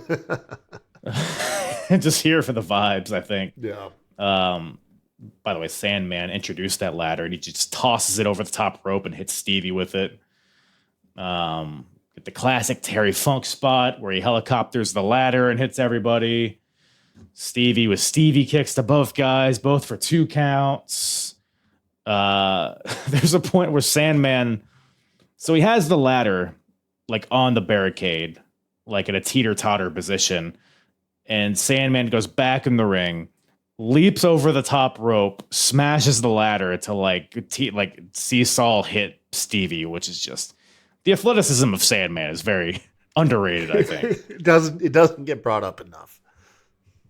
No, people don't call him an athlete generally, but I think he is. I think you know what they say, like when you're drunk driving and shit and you get in an accident, those people live because they're fucking all loose and shit. Right. That's what I always think of Sandman. Like he doesn't, because like you he said, doesn't tense up. You know? No, he doesn't. No. Oh my god, Lucy. And he does some high flying, like especially once you get further on too. Like he's done some shit off the ladders too. Like not just in this match, but like even earlier on and even after this. So like like I said, he's another one that's just like a more athletic version of fucking like Mankind, fucking Cactus Jack. Mm-hmm. He's athletic and he's also precise because at one point he takes a trash can from the outside, tosses it in the ring, and hits Stevie hits Terry right in the fucking head. Perfect shot, man. That was I howled laughing, just the noise it made, how accurate it was. Honestly, I think that became his thing, not with the trash can, but like the chair throwing and shit. Like I think that was like a thing for him, like how accurate he would smack a motherfucker in the head with a chair throwing it. Yeah, a lot of guys kind of heavily leaned on the chair throw too. By the way, that's not an exclusive move. Feels like it's just like an ECW trope. I like it. I like it a lot. So I brought up that teeter-totter spot from earlier. Sandman tries to do it again, but this time over the top rope. And I guess he didn't really do the calculations on where this ladder would land, because this fucking ladder shot off the top rope into like the fourth row of the crowd, which I don't know if anybody got hit with it, if there's any lawsuits, but Jesus Christ, you got to watch out if you're at ECW, I guess. But those fucking idiots, they'd love it. They'd fucking come in their fucking jeans if getting hit by some shit like that or something fucking happening. So still bragging about it today. Literally. This scar? You know what this scar's from? Yeah. Probably right. Barely legal. But Stevie ends up getting a double power bomb from both guys and then a double pin. And he's the first eliminated. So they clearly saw him as a threat. Fucking ganging up on poor Stevie. But I miss that about I feel like that's something that has disappeared too much, is the elimination style multi-man match. I agree. Yep. Yeah. I don't know why, if it's just because I haven't seen it in a long time, but I really miss that. And I feel like it should get used more often, especially fatal four ways. WWE used to do elimination fatal four way matches. And I always remember as a kid, I thought those were some of the most like suspenseful, like just watching it dwindle down, you know? Right. Yeah, no, I definitely agree. I guess they want to protect the guy not getting pinned or whatever, but I don't know. It just doesn't make a lot of sense logically to not do elimination. But so now it's just Sandman versus Terry Funk. Sandman brings out a strand of barbed wire, just a loose strand. There's streamers ringside that have been getting thrown into the ring throughout the night. And this barbed wire is just the streamer. It looks like it's just a strand of streamers, but it's barbed wire, which I thought was just comical because it's all these colors. It's like goofy, like it's like a birthday party, but it's fucking barbed wire, and he's like whipping Terry Funk with it. And Sandman wraps it around himself and then just runs at Terry like a battering ram. It's fucking psycho. At some point, Sandman finds a trash can around his head, and Stevie Richards, who's still there for whatever fucking reason, decides to give him a Stevie kick as he's in this trash can, and this allows Terry Funk to hit a moonsault off the top rope and get the 1, 2, 3. By the way, Sandman's still wrapped in barbed wire through all of this, so he just lands on the barbed wire, but that's whatever. Terry Funk gets the win, and now he moves on to face Raven, like right away. Like 1, 2, 3, music, Raven out. Didn't even let him get up before the main event started. But yeah, and any other nuggets on that triple threat before we get to the main? It was, like I said, I remembered it. It was way better than I remembered it. Like it wasn't as much as a car crash piece of shit like as I thought it was. Like they had some shit going on. Like I said, it's just Terry Funk is just beyond impressive at that age, still going. Yeah, he's a guy that I just missed the mark with growing up. He looked old as dirt, especially from my like prepubescent like fucking eyes and shit. And this is just like one of the guys. Like, although not I don't like enjoy him still quite as much as say like other wrestlers I've grown appreciation for, but this was like an outlier to a Terry Funk match for me. I was like, okay, this is he obviously has the career he has for a reason, and this was one of those matches that kind of it grew a little fandom in me. Yeah. No, he came into this, 53 years old, right? Which in 97, you might as well be 80 years old. Yeah. At 53. Nowadays, you could be 53 and be a world champion in a major promotion. But I guess that applies here too. But so Terry Funk and Raven. So Raven comes out, busts Terry up with a belt shot, hits him with the ECW title, and we just got a gusher on our hands. Terry pouring blood, which that was one thing I also noted. There's not a lot of blood on this show, which that's kind of what ECW was known for. But I think maybe it's for the best because it made this moment feel more significant, I thought. I think that's why they knew they was going to have a spot like this. Because, Terry loves the blood. He loves the blades. Oh, yeah. Loves it. Tommy's on commentary, but he's not even talking because he's so distraught. He even tells Joey Styles at one point, "Leave me alone, Joey. I have to watch this." It's like, why are you on commentary? Right. But Raven, he's beating up Terry Funk. He's bloody. The doctors are checking on him. Terry Funk won't give up. Raven sets Terry Funk on a table on the outside. Raven goes over the top rope, flying over the top rope through the table, through Terry Funk. And then I was very confused watching this because I guess we have a new Raven's Nest. There's a gal, Reggie Bennett, who I guess is an All Japan wrestler, which I hadn't seen before, but she comes out to help Raven, power bombs Terry Funk. Any of you guys big Reggie Bennett fans? Never heard. I didn't remember her. I looked at her Wikipedia and it's very, very sparse. But she looked like a beast. I don't know, but I guess she's a part of the Nest now. I guess Raven's gotten to her. Raven grabs the mic at this point. He looks at Tommy Dreamer at the commentary table, which is up on this big stage. It's where everybody gets choke slammed off of. And Raven tells Tommy, "I'm going to end your guy's career, and it's going to be right at your feet." And then Tommy gets up. He takes his headset off. He's all dramatic. He's mad. He's angry. And then Big Dick Dudley comes out of nowhere. Why is it Big Dick Dudley? Fuck if I know. But I guess he's with Raven now. According to Joey Styles, he's now out of jail, which I don't know why he was in jail. I'm not going to ask any questions. But he attacks Tommy Dreamer from behind with the trash can. And then he goes to choke slam him off the stage through like 3 tables that the Nest has organized for him. But Tommy counters and choke slams Big Dick off the stage through the tables. I thought it was a pretty sick spot myself. Yeah. I couldn't remember. The choke slam was a little iffy, but I couldn't remember that part either. That when he left the Dudleys and shit and joined Raven, like I didn't remember any of that. So like it didn't even jot in my memory back or anything. Like I didn't remember that shit at all. Right. Yeah, I don't know because the Dudleys, I think Big Dick, I don't know if he was actually in jail or what, but he was off TV for a while, and this Bubba turned on Spike to align with Devon, and Sign Guy was there, but Big Dick wasn't even in the equation. So I guess, I don't know, it was just a way to introduce him, or if they just needed a big body to fall off a stage through tables, which I'm inclined to think that's what it was. But crowd erupts for that crazy spot, and Tommy Dreamer takes out the Nest off camera, gets in the ring, DDT's Raven, and then Terry Funk pins Raven for a 2 count, but the bell rings.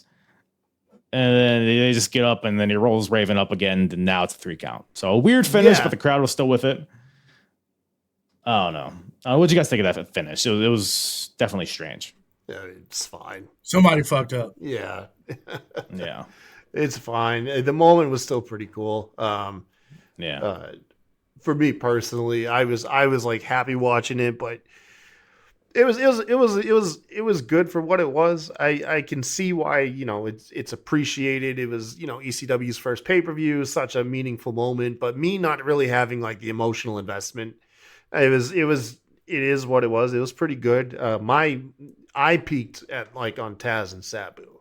Like that was my match of the night. And then I just kind of enjoyed it. I was like, oh, this is just kind of like your ECW stuff. Like, but it was fine. I did think that like the double pin, I wasn't sure if like what the hell that was about. Because once again, like me not watching much ECW, I like question everything. I'm like, is that how like I said, the scoring earlier in the first match? I was like, I don't know, is this part of it or not? Like, could be. Yeah. Yeah, it was. I don't know. Like I said, I think it was just a fucked up thing, but I loved Raven at this time. Like even going in his early WCW running, like the different people they were bringing in for the flock and the nest and shit. Like I said, besides his promos, like I loved Raven. Like I thought his pacing, the way that he could wrestle any type of match you put him in, like it didn't matter who he was in. Like I don't think he ever really had like a terrible match with anybody, honestly. And at this point, most of the guys in the main event, until Shane Douglas, they're all fucking trash except for Dreamer and fucking Shane Douglas at this point. Like, right. So yeah, it was like I said, I remember these matches way worse than what they actually were. Yeah, it's funny. The first time I watched the show I was probably like, I don't know, 12, 13 years old. A free copy of this came with one of like the ECW One Night Stand DVDs. So I watched it. And at the time I was like, this shit fucking sucks. But watching it with fresh eyes and just a more, I don't know, mature mind in terms of wrestling, I definitely appreciated it a lot more watching it this time, especially in comparison. Like even the show you guys watched with me a couple months ago, like it just felt like such a different presentation. Yeah. In a good way. And like it's Taz Sabu was great. Those first couple matches were high paced, fun action throughout. And overall, I think this is probably one of the better ECW shows, at least that I've watched. So up to this point. I don't know. Yeah, by coincidence, sheer coincidence, on my YouTube feed, there was just like a day or two ago, Devon Dudley's got his own YouTube channel that he's trying to get pushed now, and but he talked about the speech that Paul Heyman gave behind the scenes before they went to the pay-per-view and essentially told everybody you had to hit a home run, otherwise this company was essentially going to collapse under itself. It was no pressure. Yeah, no pressure. But the future of this company rides on this pay-per-view, and it was neat because I saw that and I'm hearing how Devon talked about it.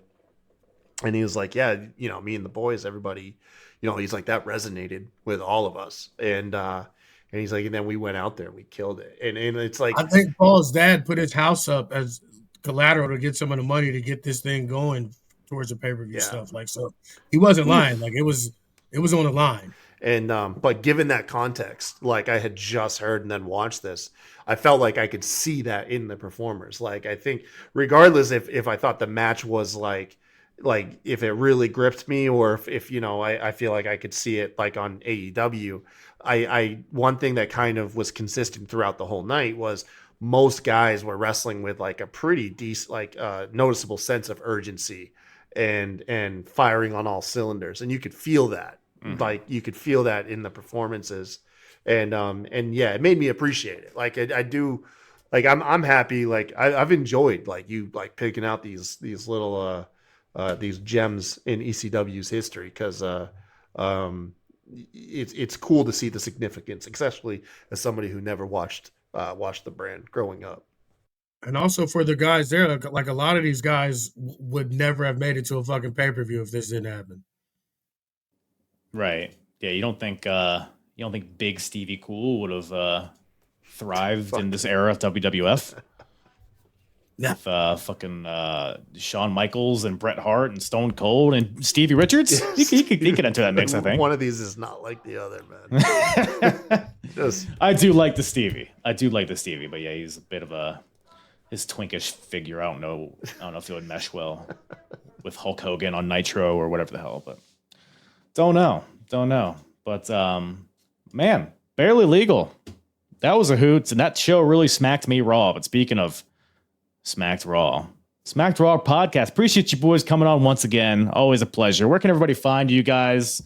Listen to you, watch you, taste you, all that stuff. I don't know where they can taste us at, but you can tell me when we hit and stop recording, I guess. No, We aren't really active on X or Twitter anymore. Like I am kind of, but you can still hit us up at Mr. 8984. I post on there sometimes, mostly just shit post. At Ralph Ford Kennels on IG, ARA8984 on IG as well. If you need a puppy or anything like that, definitely hit me up. Go ahead, Kyle. You got the rest. Yeah, man. My socials nowadays mainly just consist of like my photography. Yeah, it's you can follow Kyle Tyson on Facebook. We got my IG posted right here, the Kai Tai Show, and then on I finally downloaded fucking TikTok, and I just post a lot of my photography stuff there. The TikTok's just called Tyson's Photography. As far as the show goes, it's on hiatus. We've taken like essentially a whole season off. Mainly waiting for RN's new home to come in the mail, and then once the new in the mail, huh? Yeah. We're gonna have to just skip that. We're gonna have to just not even worry about that and get back in the booth and figure this out because it's not looking until like April or so. Jeez Louise, yeah. So we've taken a season hiatus to find ourselves, but we'll be back shortly, hoping for a relaunch here next month in February. In which case. The Smack Raw podcast. We'll check us out there. We still have, if you want to check out any of our old YouTube videos, Smack Raw podcast, youtube.com/Smack Raw podcast. You can find us there, or we're anywhere. You can find a lot of our old episodes, pretty much anywhere podcasts can be listened to, with the same. Basically what he's talking about, Pretty Kyle, is getting a house built. We were on track for everything, and my landlord sold my building like 2 or 3 months before we were supposed to move out and like break ground and stuff. So me and my girlfriend, we moved into her parents' basement, and finally everything, all the paperwork and everything is fucking finished. Now we're just waiting to break ground. Yeah. Hey, man. So you're kind of like Paul Heyman in a way in 97. You kind of feel the pressure. Like it's not pressure.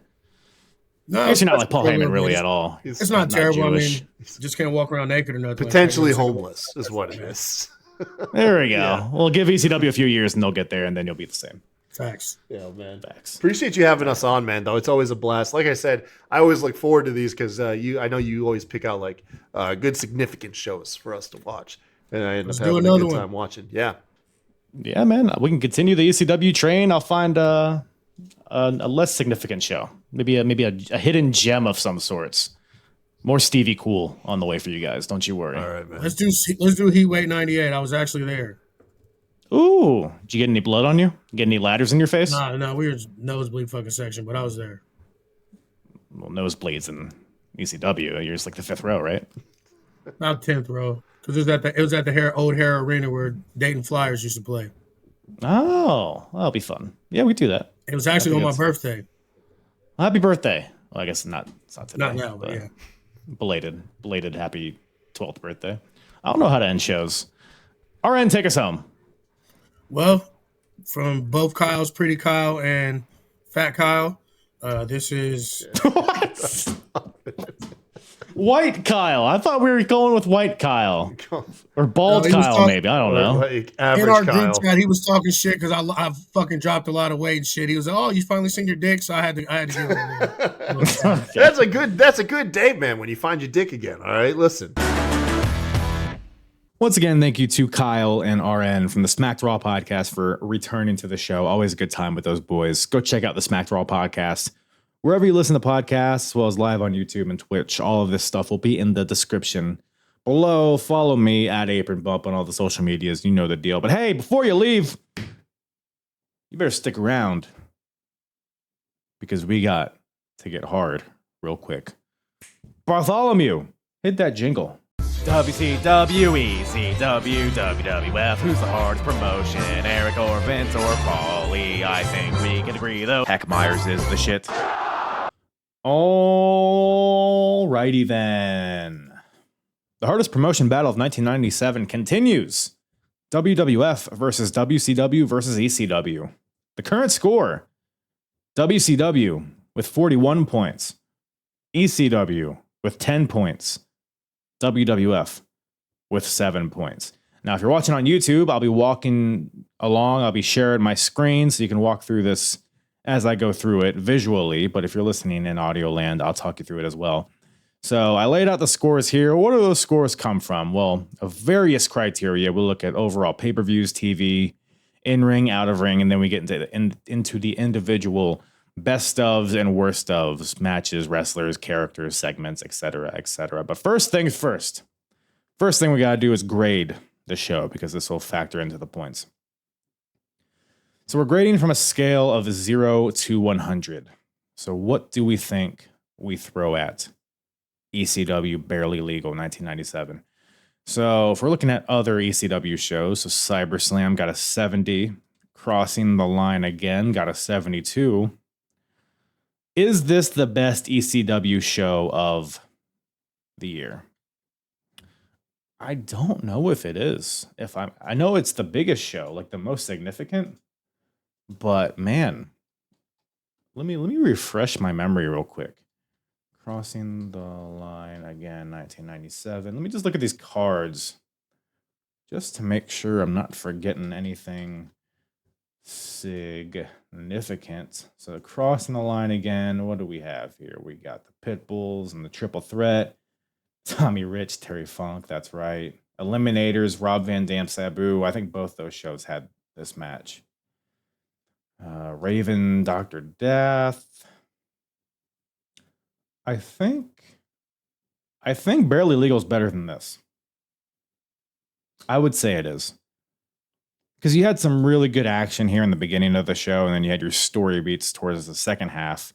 Not all of them were good, but I think ultimately it was a fun show to watch. I'll say that. Easy show to watch. Flowed well. So I think, you know what? I think it is the best ECW show of the year. I think it is. So it's at least a 73, is what we're saying. I'm thinking maybe 75. Not a perfect show, but pretty good. 76, maybe. 76 feels better. So 76, that's not quite as good as Spring Stampede from WCW, but it's better than WrestleMania 13. Is this show better than WrestleMania 13? Now we're grading on a scale, right? Like, kinda, you know what I mean? Like ECW, it's like, how good of an ECW show was it versus WrestleMania? How good of a WWF show is it? So it's kind of as a weighted, like a factor kind of built in, you know what I'm saying? WrestleMania 13, like it was a one-match show.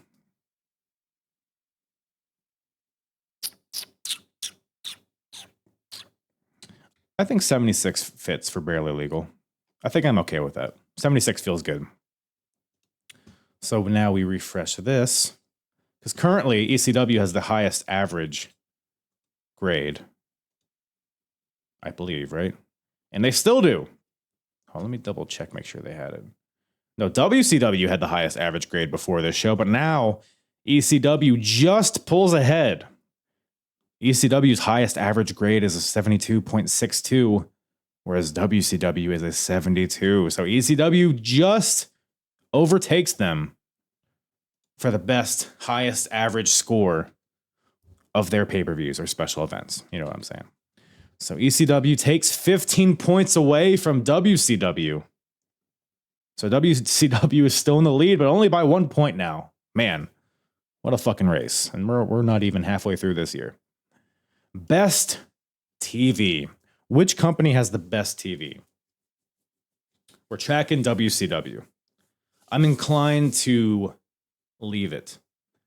Raw fucking sucks, dude. Right now, Raw is dog shit. Everything outside of Bret Hart and Stone Cold can just suck me soft. I mean, it's just Savio Vega and Crush and who else? Hunter Hearst Helmsley just having fucking boring chinlock matches with DQ finishes, just one after the fucking other. Good googly moogly. Fuck Raw right now, dude. WCW has some of the same, but it has interesting story beats throughout the entire show with your, cruiserweight matches and your Benoit matches, and your Eddie and the Deans, and there's good stuff throughout. So WCW best TV. ECW is good. They have good promos, but ultimately it's just like highlights of previous shows and a lot of kind of advertisements for future shows. Like what the content there is good, but I don't think it's better than what WCW is putting out right now. So WCW maintains those 15 points. Best in ring. Best in ring. We're tracking WCW as the best. I think we leave it. I see no reason to change it.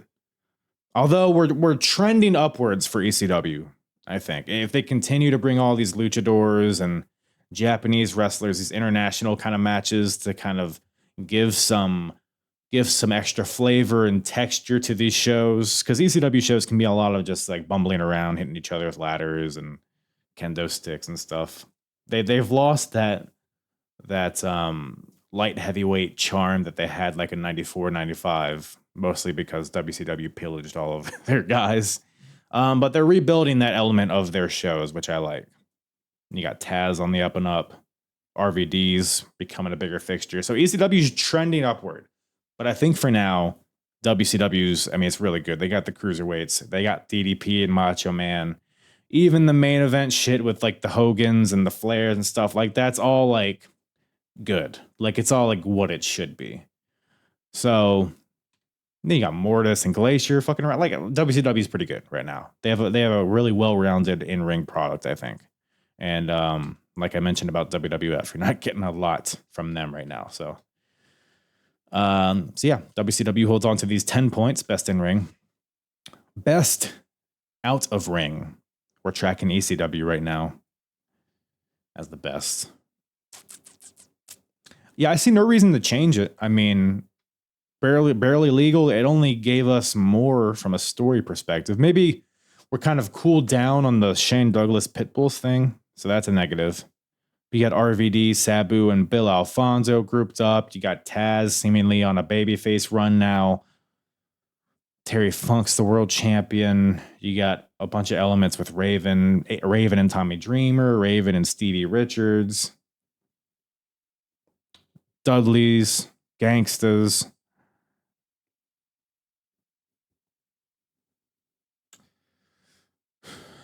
I just think ECW. So I've always said ECW, I think from top to bottom, is the most well-rounded in terms of characters and stories. WCW, again, is still pretty good because they got the Hogan Sting stuff. They got the whole NWO, the Civil War that they got going on right now. Sting's in the picture. You got DDP versus Macho Man. But even in the undercard, you got Dean, Benoit, and Eddie. You got that whole thing. You got the Horseman stuff. I think Harlem Heat and Public Enemy, or they few? I don't know. This is a close one. It's between WCW and ECW. I think here's what I'm saying. I think I'm gonna leave it at ECW just because the promos are better in ECW than WCW generally. WCW still got that cartoony kind of corny shtick going a lot of the times, but it's getting better. I think it's very close. I'm inclined to just keep it at ECW for now. We'll keep it at ECW. So they keep those 10 points, ECW does. So now we move on to the best section. Best match of the year. We're tracking Bret Hart, Stone Cold, WrestleMania 13. No, yeah, nothing on this show is better than that. So we'll leave it at that. WWF holds on to those 5 points. Wrestler of the year, we're tracking Stone Cold. Who else? Who else from this show would give him a run for his money?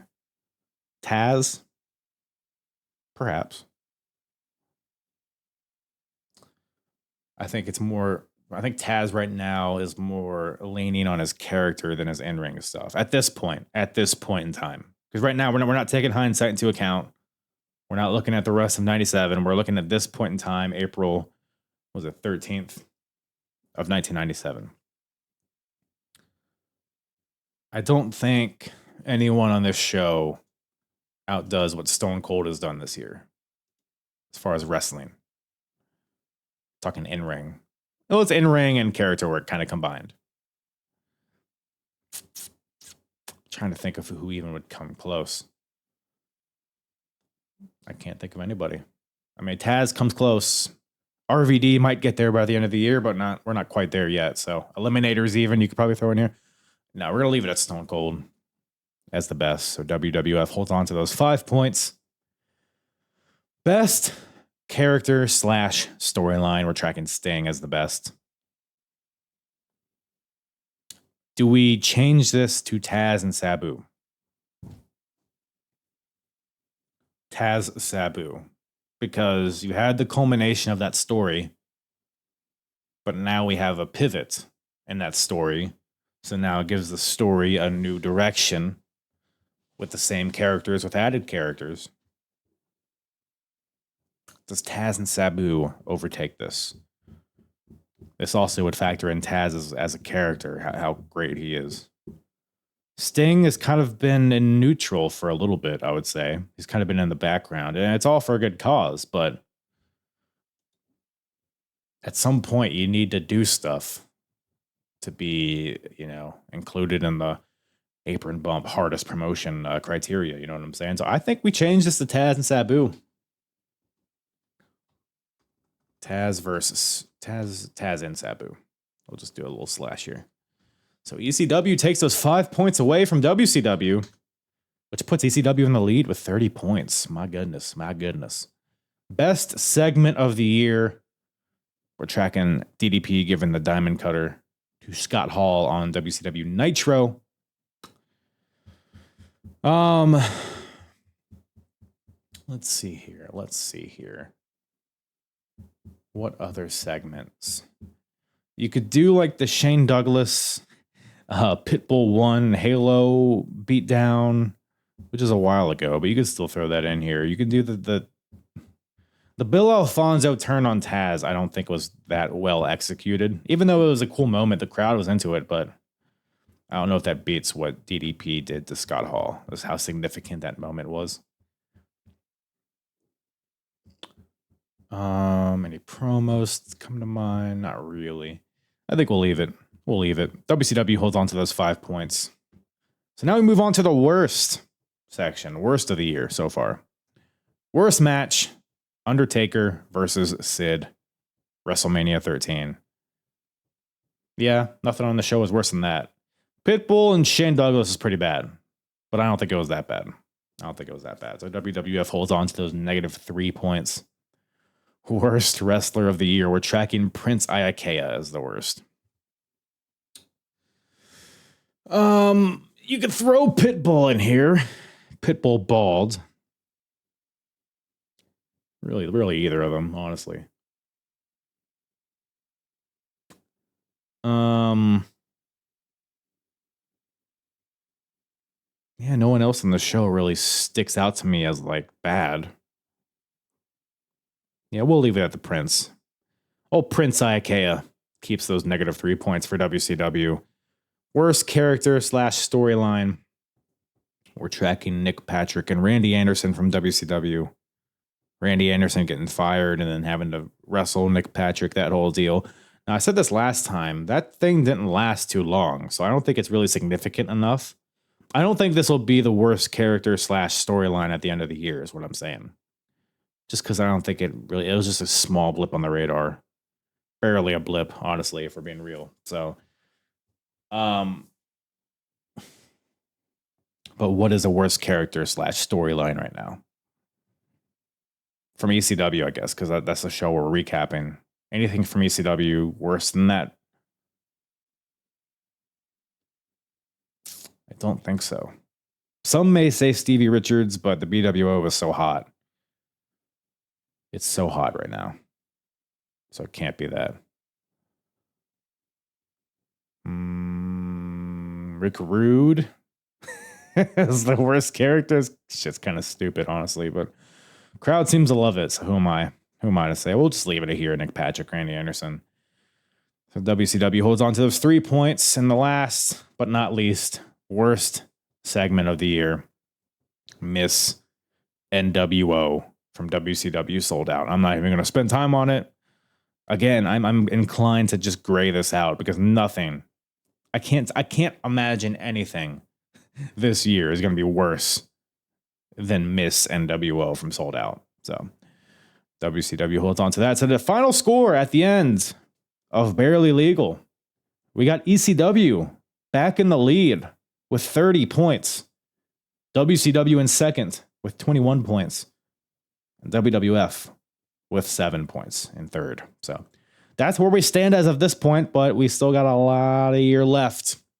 A lot of changes. A lot of stuff going to be happening in 97. So keep tabs on that. But yeah, boys and girls and everything in between. That's all I got for you guys today. Appreciate you guys tuning in for this historic ECW review. It's been a pleasure. Like, rate, review, join the Discord, twiddle my nipples, spit on me, call me a little bitch. Do all of those things. That's all I ask. So, anyways, get out of here. Go and get. What are you still doing here? Love y'all. Mwah.